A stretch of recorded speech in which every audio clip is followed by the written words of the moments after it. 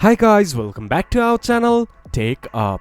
Today in this video I'm going to show you how to use green screen on Veed IO. To do so, follow some simple steps with me.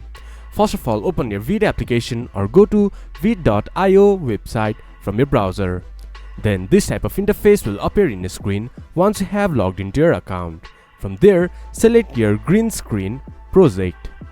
Or you can add a green screen project by clicking to create project. Once the page has been loaded up completely, click to the video in which you want to remove your green screen. In the left side of your screen you can see edit video section. From there, scroll down a little bit. There you can see remove color from your video. Click to green screen. Then your background will be removed. This is how you can use green screen in Veed.